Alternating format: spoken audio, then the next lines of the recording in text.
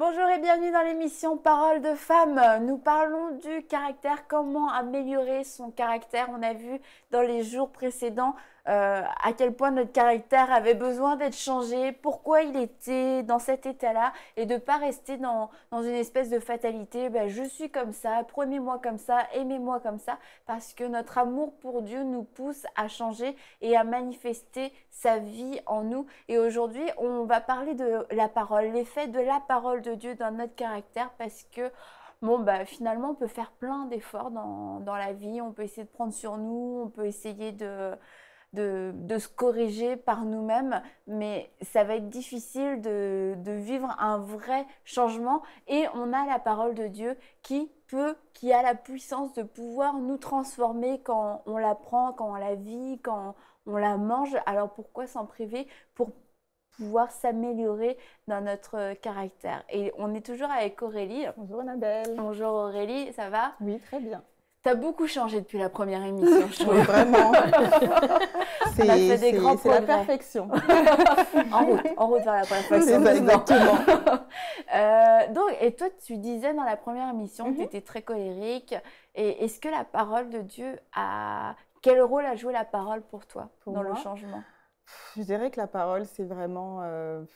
c'est tout en fait, ça a tout fait.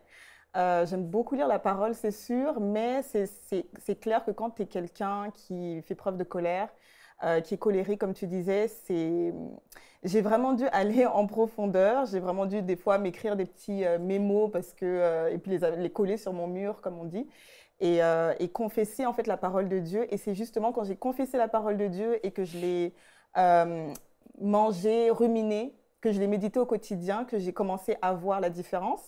Et je me rappelle, quand je venais d'accepter le Seigneur, je me souviens, ma leader à l'église m'avait pris sur le côté une fois, puis elle m'avait dit, Aurélie, vraiment les émotions, parce que mes émotions c'était sans dessus-dessous, honnêtement. C'était changeant, c'était lunatique, comme Mathilde avant. C'est ça, comme Mathilde disait. Avant. Je l'ai dit. Avant, ça se voit pas. Vraiment, donc, non, c'est pas moi qui l'ai dit, toujours dans les émotions, et ma leader m'a dit, Aurélie, vraiment, il faut que la parole, vraiment, c'est la parole qui va amener la stabilité. Puis en effet, je l'ai vraiment vu, que la parole de Dieu, la méditer, la mettre en pratique, même quand c'est pas facile, ça amène une stabilité au niveau émotionnel. Ouais, vraiment. Et quand tu lisais des versets, l'homme intelligent et lent à la colère, ne vous mettez pas en colère, qu'est-ce que tu te disais? Ça me concerne en fait, c'est sûr qu'on a toujours 2 ou 3 versets qui nous parlent plus, c'est comme des rémas, comme je les appelle. Moi, en tout cas, mon verset réma, c'était vraiment Éphésiens 4, verset 26, qui dit « Si vous vous mettez en colère », donc oui, ça peut arriver, mais de ne pas pécher, parce que quand on se met en colère, surtout, les paroles après, c'est pas agréable du tout. Ma sœur, elle empathisait vraiment. Donc, non, je récitais le verset, je me parlais à moi-même, j'étais dans ma chambre, des fois je priais en langue également. Et je disais, non Aurélie, si tu te mets en colère, ne pêche point, et que le soleil ne se couche pas sur ta colère. Et il y avait aussi un autre verset qui dit, ça dit en fait, je pense que c'est dans Jacques, ça dit en fait que tout homme soit lent à parler, prompt à écouter, lent à se mettre en colère. Ça aussi, c'est un verset qui m'a beaucoup aidée. Que je confessais vraiment continuellement sur ma vie, que je me répétais à moi-même, surtout quand je vivais des situations de pression, si je peux dire ça comme ça. Parce que sous la pression, c'est... Je pense que c'est important de mentionner aussi que c'est pas le fait de se mettre en colère qui est péché, c'est vraiment ce qu'on va faire sous l'émotion de la colère. Et je pense qu'il faut juste pas mêler les choses. Parce que je pense qu'il y en a qui peuvent penser vraiment, j'ai péché parce que j'ai ressenti de la colère. On peut ressentir de la colère à l'intérieur de nous. Ça peut être une sainte colère devant quelque chose qui fait que nous sommes outrés ou une injustice ou peu importe. Mais là, c'est qu'est-ce qu'on va dire, de quelle façon, de quelle manière on va agir suite à cette émotion-là, mais là, c'est là qui va être déterminant. Et là, je sens qu'un espoir naître en vous, mais c'est un mauvais espoir. C'est une sainte colère.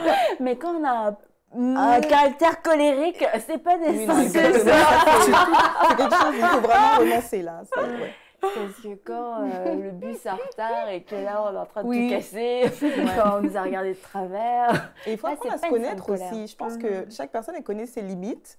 Donc, c'est sûr que moi, bon, aujourd'hui, c'est rare que je me mette en colère, mais si je m'irrite, par exemple, parce qu'il y a des situations qui peuvent m'irriter, c'est pas une grosse colère, mais je sais que dans ces moments-là, OK, je dois pas répondre ou je dois pas parler, je vais dans ma chambre, je vais prier ou je mets de la louange. Ce sont des choses qui m'aident vraiment beaucoup parce que sinon, tu réagis. Et la réaction, c'est jamais quelque chose de bon dans ces situations-là. Ouais, La c'est parole nous sert de miroir. Bon, quelquefois, on le sait, comme toi, bon, la colère, je dirais, c'est assez évident, ça se voit.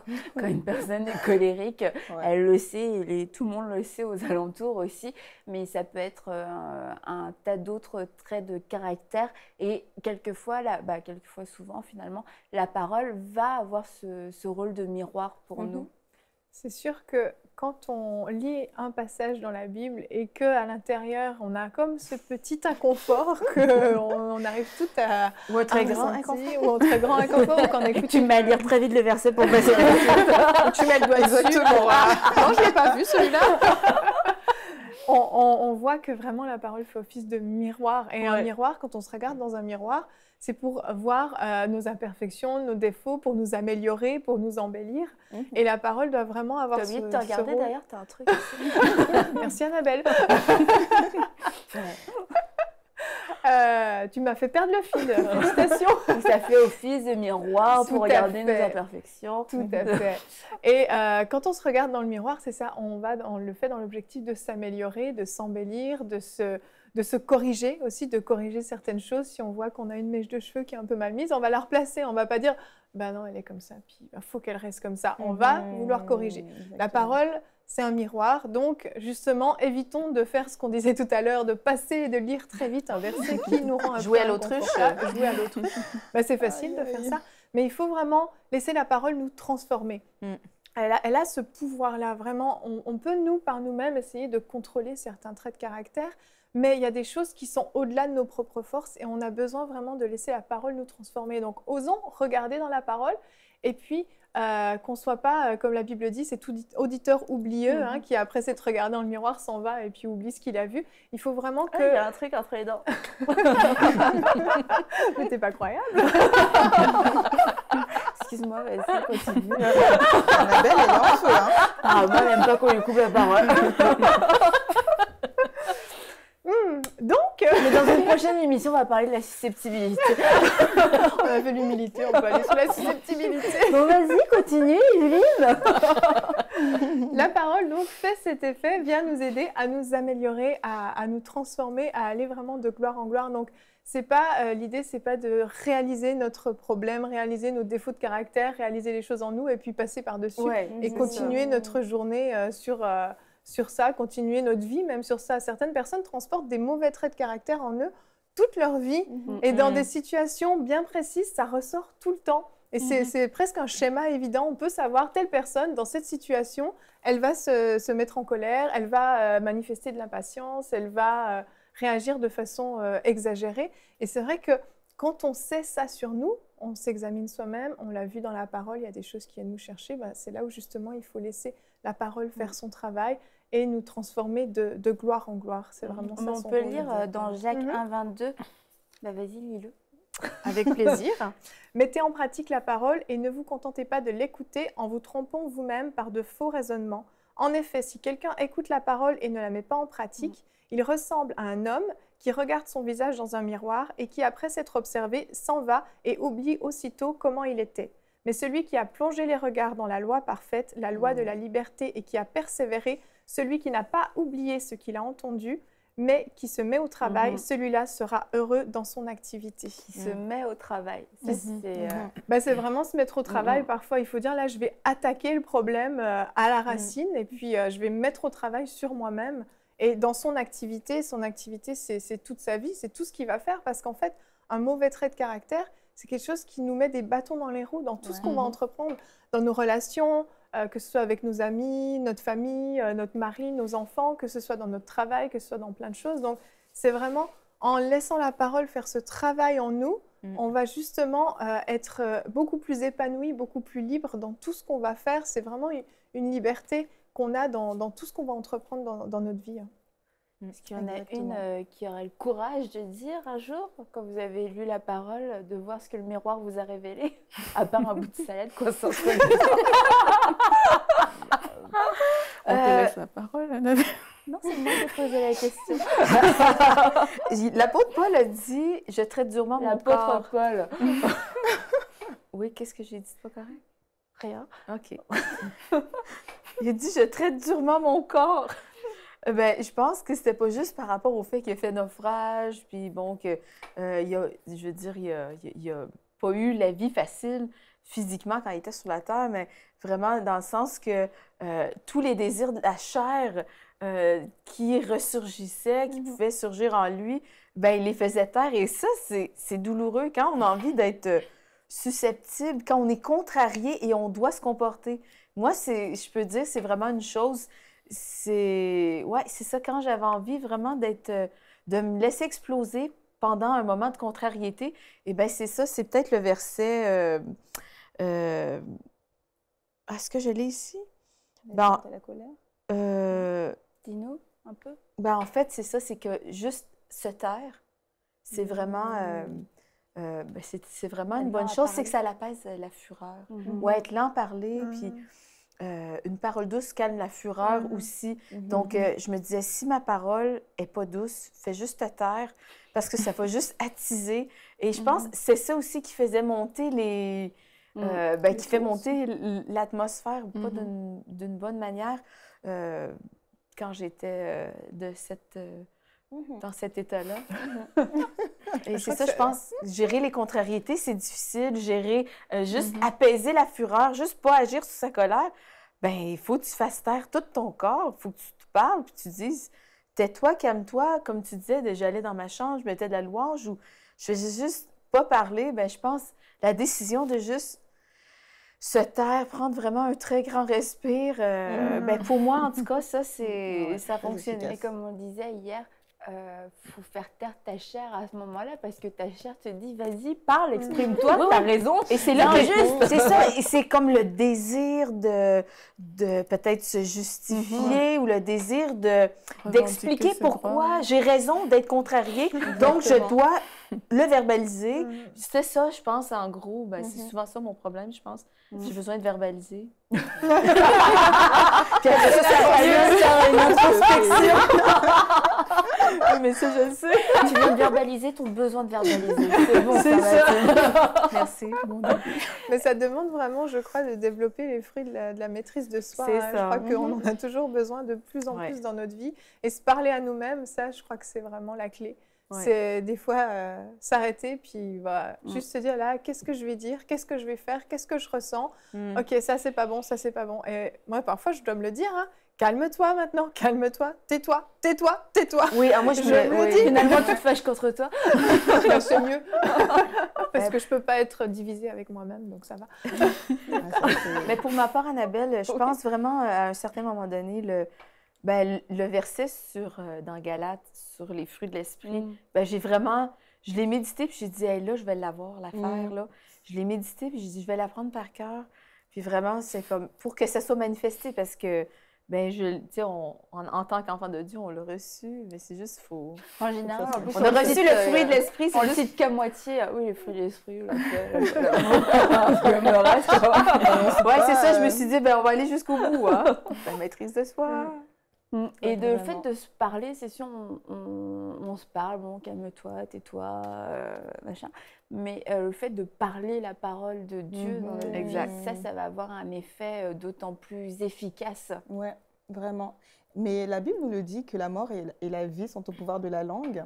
Donc ça, c'est sûr que c'est quelque chose que j'ai appris à faire depuis en tout cas moi, depuis que je connais le Seigneur, c'est vraiment de confesser la parole, de prier. Parce que des fois, peut-être, tu peux être à court de paroles qui viennent de toi-même aussi. Puis c'est vraiment de prier avec des versets qui vont te venir à l'esprit ou, je ne sais pas, pendant que même tu lis ta parole, tu pries ce que tu es en train de lire et tout. C'est très, très efficace, ouais. Donc oui, c'est vraiment d'apprendre à déclarer, à décréter sur sa vie, sur son caractère, sur ses émotions, sur son âme. Enfin, vraiment sur tout ce qui existe, sincèrement. Ouais. Et on peut croire que quelquefois la confession, c'est un petit peu parler en l'air, mais dans tous les cas, quand on a trop d'émotions et qu'on manifeste régulièrement un mauvais caractère, pas tout le temps, pas tous les mauvais traits de caractère, mais beaucoup vont justement se manifester en étant verbalisés parce qu'on va exprimer un désaccord d'une mauvaise façon, on va exprimer une jalousie, on va exprimer une irritation, on va le dire, c'est comme ça que les gens vont le savoir. Et puis tant que finalement, je dirais, personne n'est dérangé, c'est que c'est pas forcément un mauvais caractère, c'est qu'on arrive à traiter les informations, mais quand on voit que ça a des répercussions négatives autour de nous, on peut se dire, bon, peut-être que là, je suis dans un mauvais caractère, j'ai un mauvais caractère. Et donc, oui, donc la parole, la mort et la vie sont au pouvoir de la langue. Et la Bible nous dit que la parole de Dieu est agissante, qu'elle produit quelque chose, qu'elle a un effet, qu'elle ne retourne pas à Dieu lui-même sans avoir produit quelque chose et sans avoir porté du fruit dans notre vie. Et c'est pour ça, si on prend le temps de verbaliser tout ce qu'on ressent, tout ce qu'on pense, et que ça ne donne rien de bon, autant verbaliser la parole de vie. Il faut choisir qu'est-ce qu'on verbalise. La parole de vie. Et puis tout à l'heure, quand on parlait, Aurélie, tu disais, on a l'impression qu'il y a fois d'être hypocrite quand on ne dit pas ce qu'on pense. Mais d'un autre côté, quand on dit ce qu'on pense, tout ce qu'on pense, on est insensé. Voilà, c'est ça. Il faut savoir prendre la bonne part dans ces choses-là parce que on doit toujours se positionner sur le point de vue de Christ, en fait. C'est qu'il y a Et puis, on a le Saint-Esprit en nous qui nous dirige et qui nous oriente dans différentes situations. Il y a des situations où il faut juste se taire, vraiment prendre sur soi et accepter d'aller crêter son cœur à la maison en se disant « Oui, Seigneur, voilà, je viens de subir telle chose. » Et j'ai peut-être pas réagi parce que normalement, la chair, à ce moment-là, veut bondir. Surtout quand on sait qu'on a raison. On veut vraiment se lever, mais vraiment prendre sur soi, se taire, rentrer à la maison pour que ça ne reste pas dans le cœur. Parce que si ça reste dans le cœur, je pense que c'est là où l'hypocrisie se manifeste parce que ce que notre bouche dit n'est pas en accord avec ce qui est dans le cœur et n'est pas en accord avec la parole. Exactement, ce sera de l'amertume que ça va engendrer par rapport à la personne. Mais c'est vraiment... Je prends sur moi, je rentre chez moi. Dieu, c'est un Dieu de justice. C'est lui qui sait ce dont on a vraiment besoin. Et laisser que le cœur soit lavé comme ça par le Seigneur et déclarer. Moi, il m'est arrivé, il y avait quelqu'un qui m'avait vraiment insulté, vraiment verbalement et directement.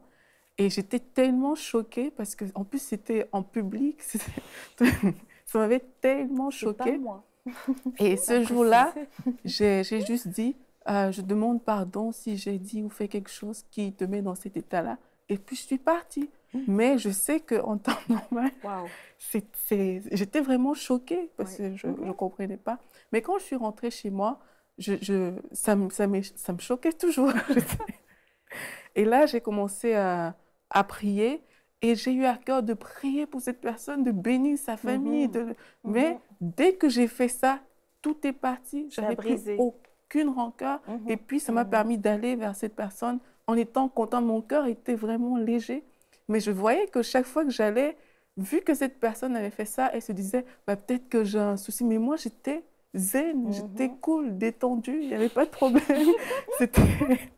Mais c'est ça, en fait, c'est l'action agissante, en fait, de ce qu'on choisit. On peut choisir de manifester, de se taire, mais en sachant que Dieu va faire son travail au-dedans de nous. Mais c'était très sage, ta réaction. Et c'est ça, la sagesse que tu as manifestée là-dedans a produit la maturité, a produit le fruit de l'esprit. Et c'est ça, c'est quelqu'un qui maîtrise son caractère, c'est quelqu'un de mature.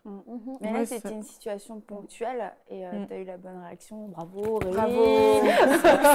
Je vous avais dit, je suis parfaite. Mais quand c'est vraiment un mauvais trait de caractère, c'est quelque chose qui va se reproduire. Je veux dire, on va être confronté à des situations. Bon, là, tu as été attaqué, mais quelquefois, on n'est pas du tout attaqué. Et c'est là qu'on voit notre caractère, c'est que la même situation. Je parlais, je sais pas, un retard d'autobus ou des bouchons, et tu vois pas tout le monde dans les voitures en train de complètement péter un plomb, de casser leur vitre et tout ça. Et puis il y en a tout le temps un, par contre, qui est complètement en train de perdre tout son sang-froid. Et tu te dis, bah, peut-être que oui, j'ai un problème. Mais c'est des situations qui se répètent. Ça peut être des situations extrêmement banales de la vie quotidienne.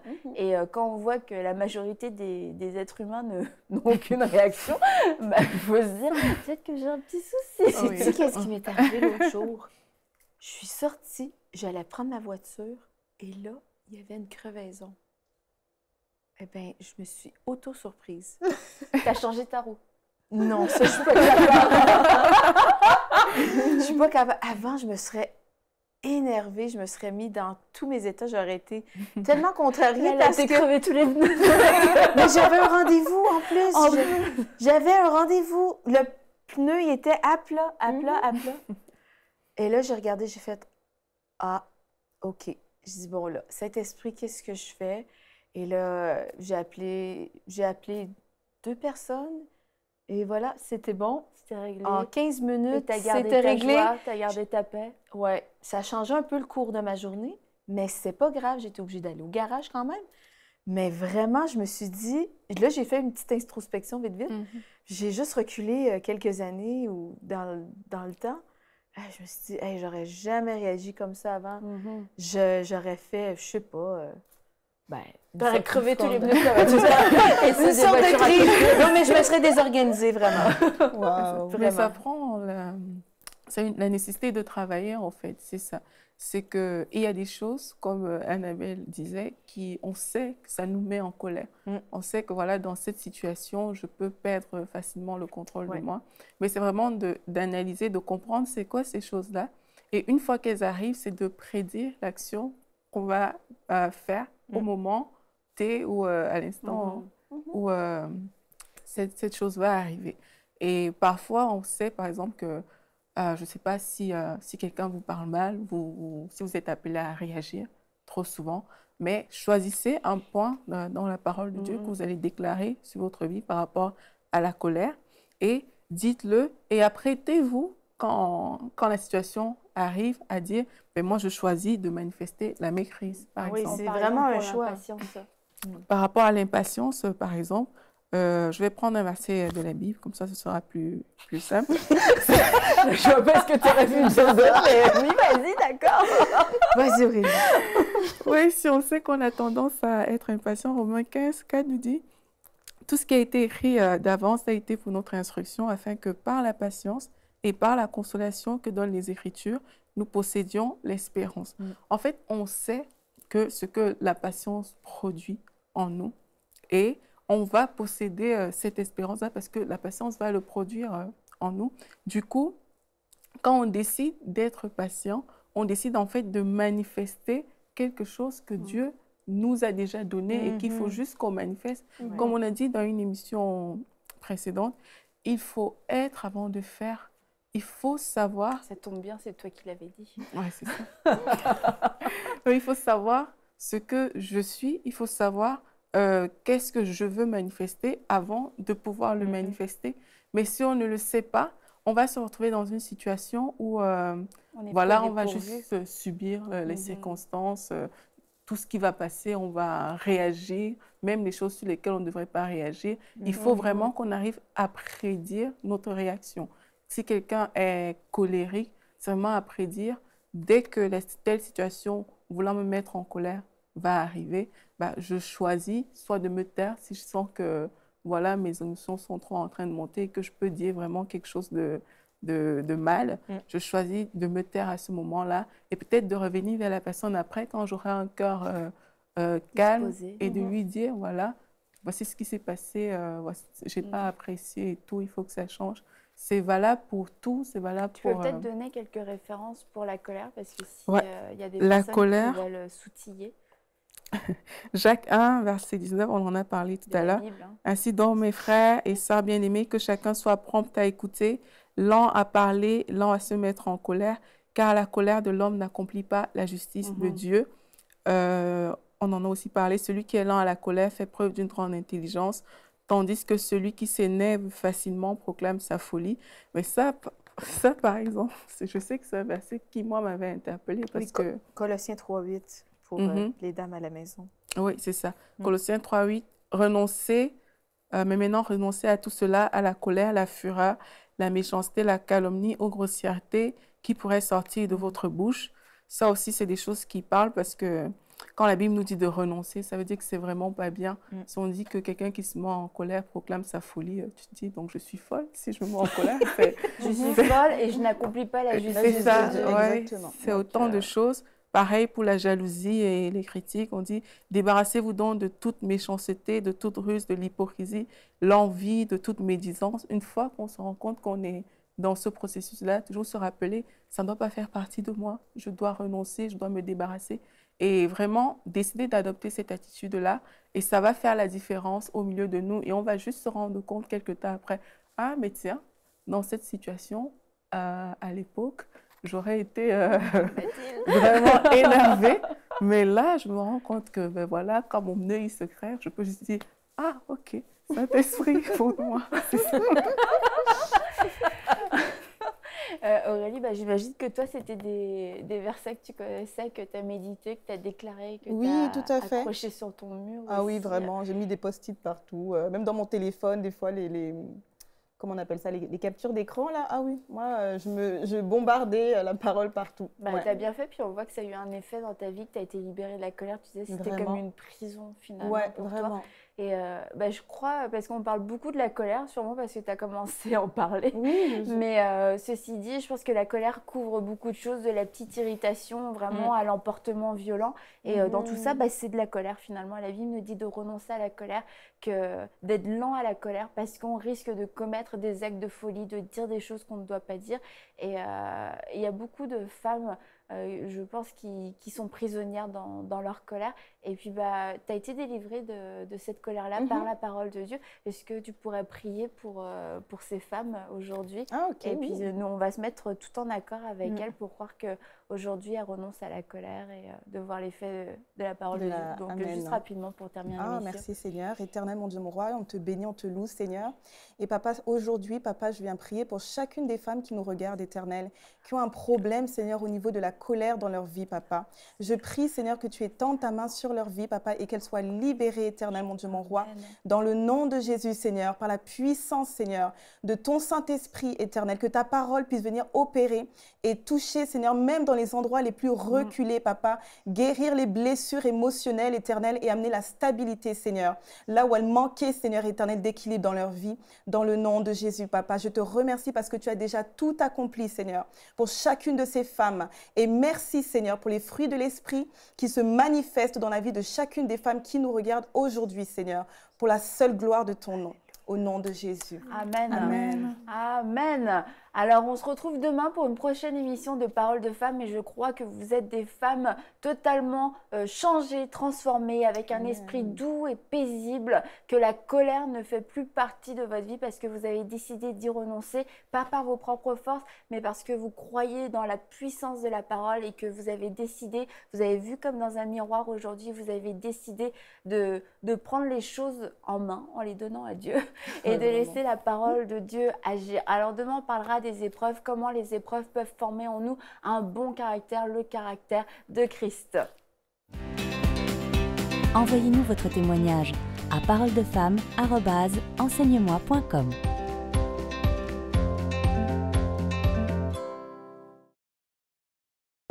Cette émission est rendue possible grâce au précieux soutien des partenaires d'Enseigne-moi Canal International. Retrouvez tous nos programmes sur enseigne-moi.com.